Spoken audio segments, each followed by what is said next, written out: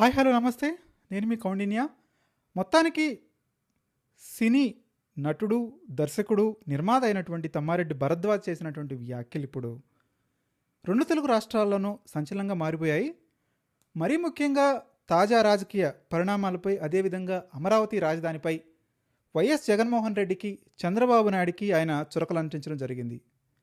YS Jagan చేస్తున్నటువంటి మావిగ నిర్ణయం సరైంది కాదు. ఆయన మాట్లాడుతున్నటువంటి మాటలు కూడా పిచ్చి మాటల్లాగా ఉన్నాయి. చిరంజీవి ఒక్క పని చేస్తుంటే సీఎం అయ్యేవారు. ఆయన ఎవరైతే కావాల్సిన వ్యక్తులను వాళ్ళని దూరం పెట్టడం వల్ల చిరంజీవికి సీఎం అయ్యేటువంటి అవకాశం దూరం అయింది అని కొంత అలజడి సృష్టించే మాటలను అయితే ఆయన మాట్లాడటం జరిగింది. ఇంతకీ ఆయన ఏం మాటలు మాట్లాడారు? తమ్మారెడ్డి భరద్వాజ్ యొక్క ఉద్దేశం ఏంటి? దీని వెనక ఏదన్నా రాజకీయ ఉద్దేశాలు ఉన్నాయా, లేకపోతే ఎవరైనా ప్రోద్బలం, ప్రోత్సాహం ఉన్నాయా? ఈ వీడియోలో తెలుసుకునే ప్రయత్నం చేద్దాం. వీడియోని చివరి వరకు చూడటానికి ప్రయత్నించండి. మర్చిపోకుండా లైక్ చేయండి, కంటెంట్ నచ్చితే షేర్ చేయండి, సబ్స్క్రైబ్ చేయడానికి ప్రయత్నించండి. ఇక తమ్మారెడ్డి భరద్వాజ అంటే సినీ రంగం గురించి, అదేవిధంగా సినిమాల గురించి తెలిసిన ప్రతి ఒక్కరికి కూడా తమ్మారెడ్డి భరద్వాజ గురించి ఒక ఐడియా ఉంటుంది. సో ఆయన తాజాగా ఒక సోషల్ మీడియాలో ఒక ఇంటర్వ్యూ అయితే ఇవ్వడం జరిగింది. ఆ ఇంటర్వ్యూలో ఆయన మాట్లాడినటువంటి మాటలు ఏంటంటే, రాజకీయాలు బతికున్నంతకాలం వైఎస్ రాజశేఖర రెడ్డి పేరు బతికే ఉంటుంది. ఎందుకు ఉంటుంది అని కూడా ఆయన చెప్పాడు. ఏదైతే రాజశేఖర రెడ్డి విద్య, వైద్యం యొక్క ప్రాముఖ్యతను గమనించి, గుర్తించి ఎన్నో మంచి కార్యక్రమాలను అమలు చేశారు. 108 ఆరోగ్యశ్రీ ఫీ రీయింబర్స్మెంట్ క్రెడిట్ మొత్తం వైఎస్ ఖాతాలోకి వెళుతుంది అని ఆయన వ్యాఖ్యలు చేయడం జరిగింది. అదేవిధంగా వైఎస్ రాజశేఖర రెడ్డి ఆయనకు నచ్చిన మనుషులంటే ప్రాణం ఇచ్చేసేవారు. తండ్రి రాజశేఖర రెడ్డి వల్లే జగన్ ముఖ్యమంత్రి అయ్యారని, వైఎస్ బొమ్మతోనే గెలిచారని మొదట్లో చెప్పుకొచ్చారు. కానీ గెలిచిన తర్వాత జగన్ తన బొమ్మ వల్లే గెలిచారు అనుకున్నారని, అందుకే జగన్ ఓడిపోయాడని తమ్మారెడ్డి వ్యాఖ్యానించడం జరిగింది. నిజంగా ఈ 2 పాయింట్లు చూస్తే మనకు విషయాన్ని గుర్తుంచుకోవాలి. ఈ ఆంధ్రప్రదేశ్ రాష్ట్రం ఏర్పడిన తర్వాత ఇద్దరు వ్యక్తులు రాష్ట్రాన్ని ప్రత్యక్షంగా, పరోక్షంగా ప్రభావితం చేశారు, ప్రభావితం చేస్తున్నారు. ఇదేదో పార్టీలకు సంబంధించిన విషయం కాదు. ఒకరు నటుడు ఎన్టీ రామారావు. అసలు సినిమా నటులకి, రంగులేసుకునే వాళ్ళకి పరిపాలన గురించి తెలుసా? పరిపాలించగలిగే శక్తి ఉంటుందా, సామర్థ్యం ఉంటుందా?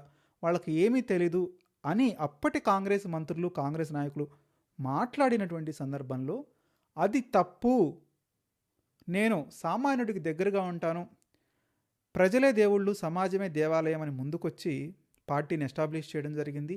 ఆయన చాలా సంక్షేమ పథకాలు ప్రవేశపెట్టడం జరిగింది.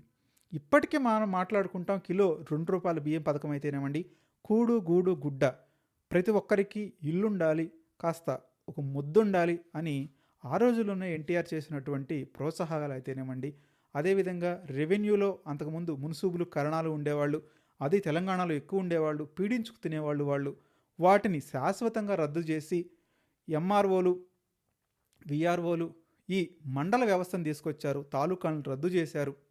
ఇంకా చెప్పుకోవాలంటే ఆడపిల్లలకి తండ్రి ఆస్తిలో హక్కును కల్పించారు అన్న నందమూరి తారక రామారావు.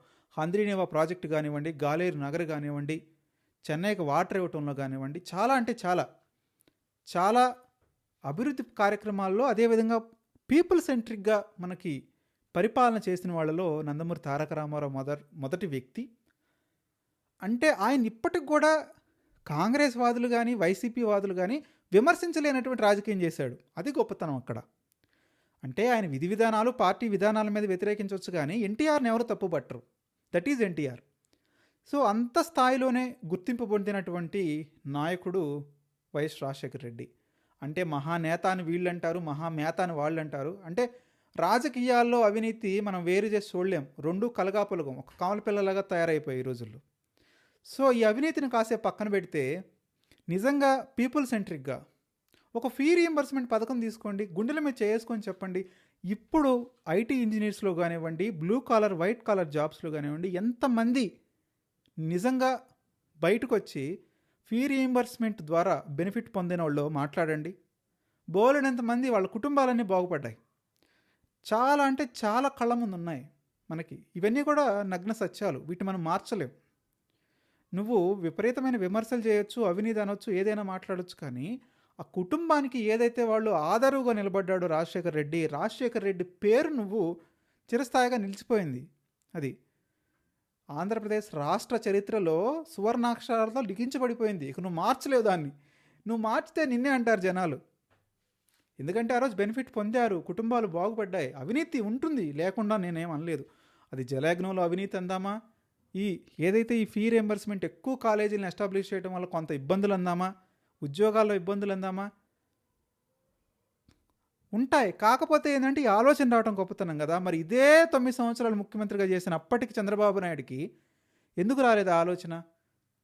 ఎందుకంటే Babu strategies are different. Babu people సెంట్రిక్గా ఎప్పుడు పరిపాలన చేయలేదు. ఆయన ఎప్పుడు బిజినెస్ మ్యాన్ సెంట్రిక్గా పరిపాలన చేస్తాడు. బట్ ఒక ఎన్టీఆర్, ఒక వైఎస్ఆర్ మాత్రం పీపుల్ సెంట్రిక్గానే పరిపాలన చేశారు. ఒక 108 తీసుకోండి, బోలెడంత మంది మన కళ్ళ ముందు బతికిన వాళ్ళు ఉన్నారు.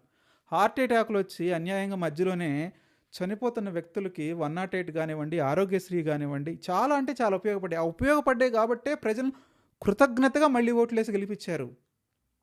కనీసం ఒక బీఆర్ఎస్ అంటే అప్పటి TRS party, CPI, CPM, TDP party, ఇన్ని పార్టీలు కలిసి వచ్చినా కానీ వైఎస్ఆర్ని ఢీకొనలేకపోయిందంటే ఎందుకంటే జనానికి వైఎస్ పట్ల కొత్త అభిమానం ఉంది.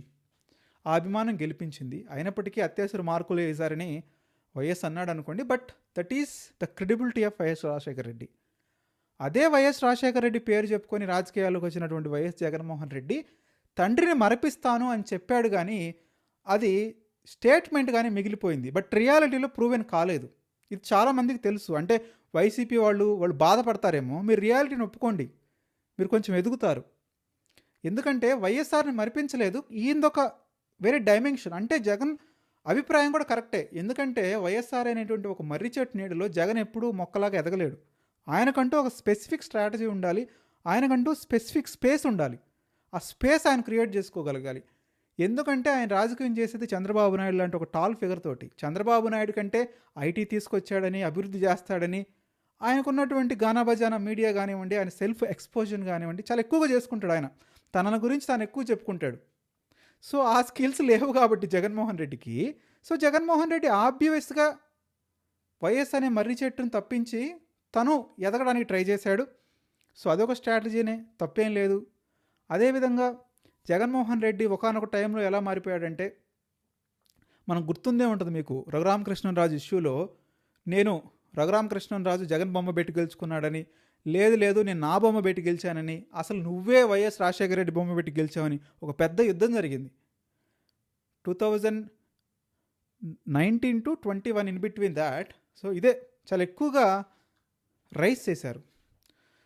సో ఏమైందంటే చిట్ట చివరికి ఎట్లా వచ్చిందంటే, చాలామంది ఎమ్మెల్యేలు, మంత్రులు కూడా మేమంతా జగన్ బొమ్మే పెట్టుకొని కలిసాం అనేటువంటి చెప్పుకునే స్థాయికి వచ్చింది.